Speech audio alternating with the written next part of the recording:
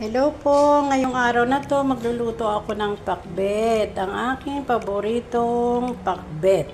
Meron po tayong okra, syempre, kalabasa at saka sitaw.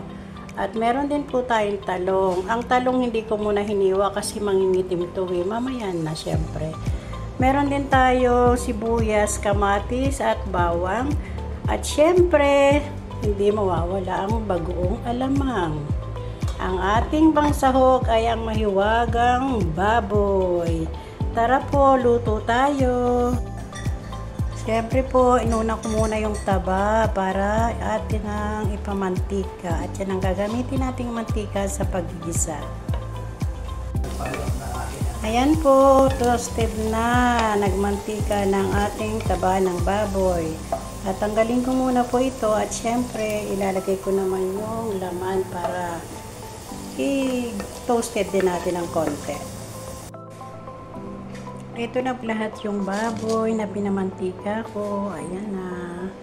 So, magigisa na po ako ngayon ng ating alamang.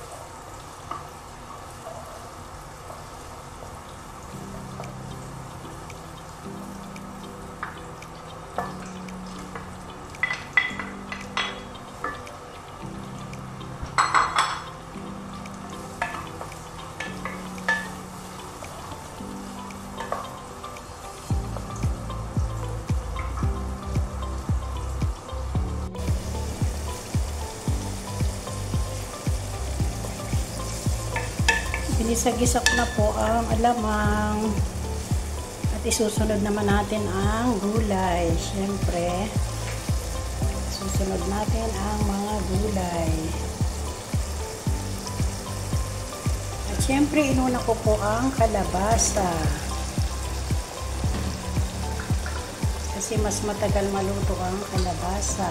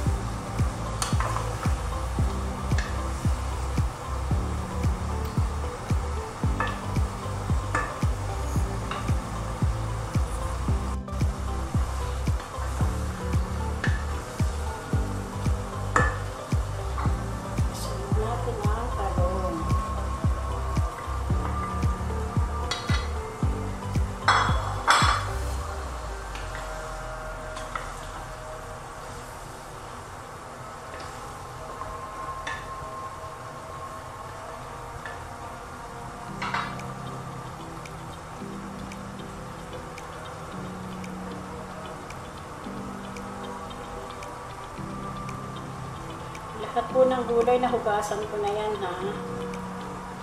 Baka sabihin nyo naman, hindi ko na hugasan ng gulay.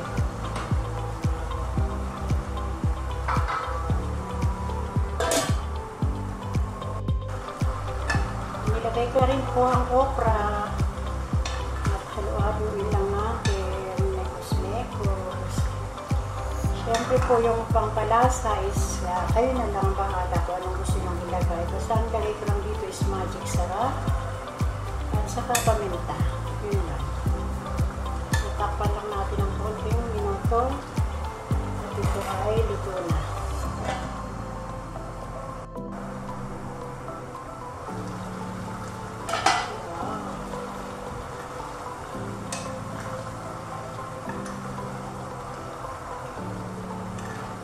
Konting minuto na lang po at syempre titikman natin.